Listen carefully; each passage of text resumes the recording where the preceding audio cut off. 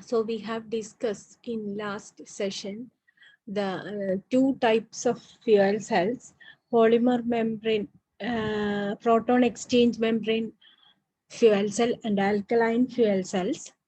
And now the next category of fuel cell, and most recently used and most advanced fuel cell, is direct methanol fuel cell.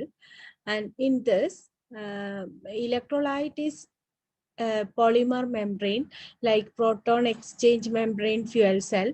Use platinum ruthenium catalyst on anode as platinum catalyst and a platinum catalyst on cathode. The catalyst can draw hydrogen atoms from liquid methanol, which is used as a fuel instead of pure hydrogen, which is used in previous two fuel cells. And this gives the cell its name. And operational temperature is between 60 degree and 130 degrees centigrade. And the half cell reactions are at anode, which is platinum ruthenium catalyst. Platinum ruthenium catalyst supported on carbon graphite, and it is methanol reacts with water to give carbon dioxide and H plus and 6 electrons. And at cathode, which is a platinum catalyst, which is supported on carbon, and it is oxygen plus 2H plus 2 electron gives H2O2. And H2O2 plus 2H plus 2 electron gives water. And the reversible voltage of the cell is 1.18 volt. And from here methanol is injected, and oxygen is injected from the other side, and carbon dioxide ejected through one side, and water is ejected through the opposite side of the fuel cell. And the operational range is between 60 degree to 130 degree. DMFC are convenient for portable power applications with outputs generally less than 250 watts. And the overall reaction is methanol plus 1.5 O2 gives 2H2O plus CO2. And the anode is platinum ruthenium supported on carbon. And here we are using a methanol solution in water. 1.1 to 2 molar methanol solution and in water as fuel, and it is fed at anode. Only a small portion of methanol is used as fuel, is continually being fed through to maintain constant methanol water ratio at the electrode. Carbon support anode has higher catalytic activity than pure ruthenium, platinum ruthenium catalyst, but produces lower overall voltage in the cell. Advantage of support is it drastically lowers the catalyst loading amounts. Platinum ruthenium show lower methanol crossover, indicating fuller utilization of methanol. അപ്പോൾ methanol കുറച്ചും കൂടി effective ആയിട്ട് utilise ചെയ്യാൻ പറ്റും. അപ്പോൾ നമുക്ക് വളരെ കുറച്ച് മാത്രം കാറ്റലിസ്റ്റ് ലോഡിങ് മതിയാവും. മെത്തനോൾ വാട്ടർ മിക്സ്ചർ ആണ്. 1.1 to 2 മോളാർ മെത്തനോൾ സൊല്യൂഷൻ ആണ് ഇതിൽ യൂസ് ചെയ്യുന്ന ആനോഡിൽ. Advantages: direct fuel conversion, no reformer needed, all positive aspects of poly. നമ്മളിപ്പോൾ പഠിച്ചിട്ടുള്ള പ്രോട്ടോൺ എക്സ്ചേഞ്ച് മെംബ്രെയിൻ ഫ്യൂവൽ സെല്ലിന്റെ എല്ലാ പോസിറ്റീവ് അഡ്വാൻറ്റേജസും ആർക്കും ഉണ്ട്, ഇതിനുണ്ട്. കാരണം ആൽക്കലൈൻ ഫ്യൂവൽ സെല്ലിൽ നമുക്ക് റീഫോർമർ ഒക്കെ വേണം, ഹൈഡ്രജൻ റീഫോർമർ വേണം. ഇവിടെ അവിടെ വേണ്ട. കാരണം എന്താ വെച്ചാൽ ഡയറക്റ്റ് ആയിട്ട് തന്നെ ഹൈഡ്രജനെ ഈ സെല്ല് ഉണ്ടാക്കുകയാണ്, മെത്തനോളിൽ നിന്ന് ഡ്രോ ചെയ്യായതുകൊണ്ട് അതിന്റെ ആവശ്യമില്ല. പിന്നെ methanol can be obtained from natural sources, അതായത് നാച്ചുറൽ ഗ്യാസ്, ബയോമാസ് ഒക്കെ ഇതിന്റെ they are sources of methanol. And existing infrastructure for transporting petrol can be converted to ethanol.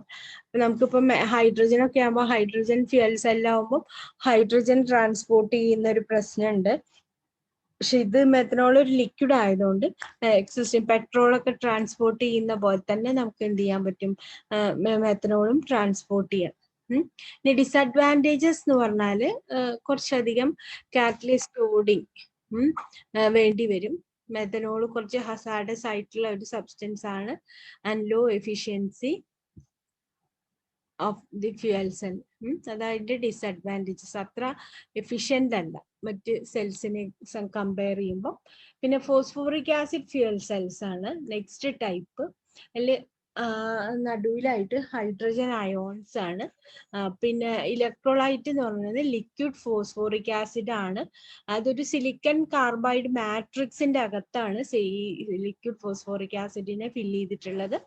It use finely dispersed platinum catalyst on carbon and quite resistant to poisoning by carbon monoxide, and it operates at around 180 degrees centigrade, and the electrical efficiency is low, but overall efficiency can be over 80% if heat is used.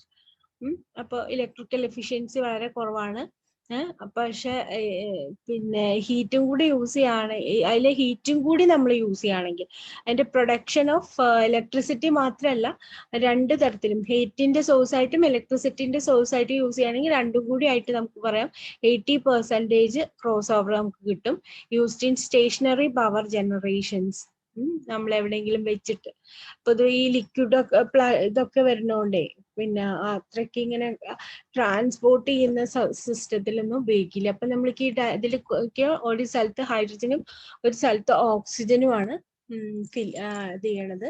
Excess hydrogen ഒരു ഭാഗത്തു കൂടിയും water ഒരു ഭാഗത്തു കൂടിയും പുറത്തേക്ക് പോകും. അപ്പോൾ 100% phosphoric acid ആണ് സിലിക്കൺ കാർബൈഡ് മാട്രിക്സിൽ അതിൽ യൂസ് ചെയ്യണത് ഇലക്ട്രോലൈറ്റ് ആയിട്ട്. ആനോഡിൽ നടക്കുന്ന reaction hydrogen plus 2 electrons 2 H plus. ഹൈഡ്രജനിന്ന് 2 ഇലക്ട്രോൺസിനെ ഡ്രോ ചെയ്യാണ് ആനോഡില്. Anode platinum supported on carbon ആണ്. അതിലേക്ക് പ്ലാറ്റിനം ഒരു 2 ഇലക്ട്രോണിനെ ഡ്രോ ചെയ്യുമ്പോൾ H+ ആയിട്ട് മാറും.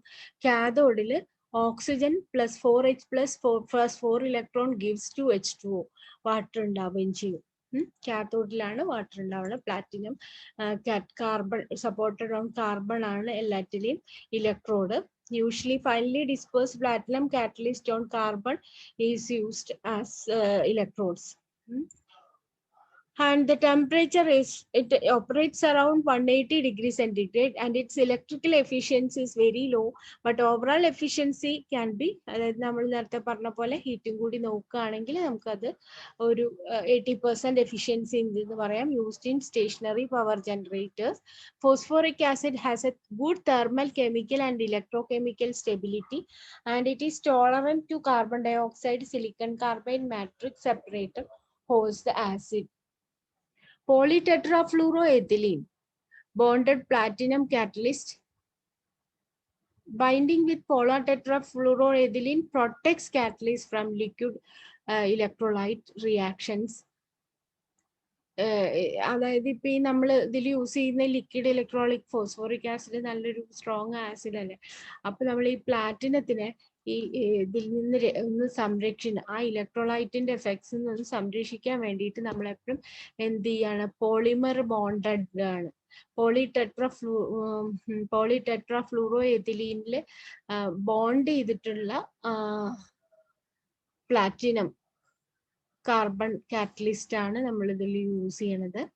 Reactions faster than polymer exchange membrane just because of high operating temperature. ഇതിന്റെ ഓപ്പറേറ്റിംഗ് ടെമ്പറേച്ചർ ഏകദേശം ഒരു 200 ഡിഗ്രി സെന്റിഗ്രേഡ് ഒക്കെയാണ്. അതാണ് അതിന്റെ ഒരു വേറൊരു ഡിസഡ്വാൻറ്റേജ്. പക്ഷെ the voltage will be 1.23 volt. പിന്നെ അഡ്വാൻറ്റേജസ്, പിന്നെ ഈ ഇലക്ട്രോലൈറ്റിന് വലിയ വാട്ടർ കൊണ്ട് മോയ്സ്ചർ പിടിക്കുക അങ്ങനെ ഒരു പ്രശ്നമൊന്നുമില്ല. വാട്ടർ റിജക്റ്റിംഗ് ഇലക്ട്രോലൈറ്റ് ആണ്. High temperature favour hydrogen peroxide decomposition. ഇപ്പൊ ടെമ്പറേച്ചർ കൂടുതലായതുകൊണ്ട് ഹൈഡ്രജൻ പെറോക്സൈഡ് ഡീകമ്പോസിഷൻ പെട്ടെന്ന് നടക്കും. Stable hydrogen peroxide lower cell voltage and corrodes the electrode. അപ്പൊ അതുകൊണ്ട് buildup less pronounces compared to aqueous electrolyte systems. മറ്റുള്ളതിനെ compare ചെയ്യുമ്പോൾ high ടെമ്പറേച്ചറിലാവുമ്പോൾ പെട്ടെന്ന് ഹൈഡ്രജൻ പെറോക്സൈഡ് ഡീകമ്പോസ് ചെയ്യാനുള്ള ഒരു ചാൻസ് ഉണ്ട്. അപ്പൊ അതുകൊണ്ട് നമുക്ക് എന്തുണ്ടാവില്ല, ഇതില് ഈ ഹൈഡ്രജൻ പെറോക്സൈഡിൽ നിന്നിട്ട് കൊറോഷൻ ഒന്നും ഉണ്ടാവില്ല. Oxygen kinetics hindered, carbon monoxide catalyst position at anode, hydrogen only suitable fuel cell. But hydrogen only suitable for this fuel cell എന്ന് പറഞ്ഞു കഴിഞ്ഞാൽ നമുക്കിപ്പോ മെത്തനോളിലാണല്ലോ നമ്മളിപ്പോ ഹൈഡ്രജന്റെ എല്ലാ ഡിസഡ്വാൻറ്റേജസും ഹൈഡ്രജന്റെ ട്രാൻസ്പോർട്ടേഷൻ സ്റ്റോറേജ് പ്രശ്നങ്ങളൊക്കെ ഓവർകം ചെയ്തുകൊണ്ടാണ് നമ്മൾ മെത്തനോൾ ഫ്യൂൽ സെല്ല് യൂസ് ചെയ്തത്. പക്ഷെ ഇവിടെ ഹൈഡ്രജൻ തന്നെ പറ്റുള്ളൂ, മെത്തനോൾ ഒന്നും പറ്റില്ല. ആൻഡ് ലോ കണ്ടക്ടിങ് ഇലക്ട്രോലൈറ്റ് ആണ്.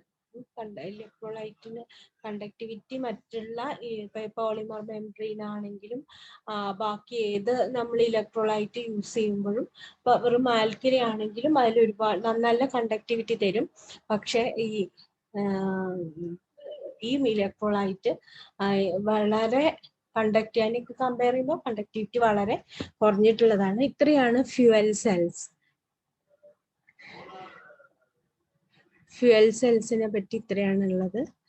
ഇനി നമുക്ക് നെക്സ്റ്റ് ക്ലാസ്സിൽ ഇതിന്റെ എഫിഷ്യൻസിന്റെ ഒരു ചെറിയ കാര്യം കൂടി ഡിസ്കസ് ചെയ്താൽ ഈ ടോപ്പിക് ഫസ്റ്റ് യൂണിറ്റ് തീരും. Thank you.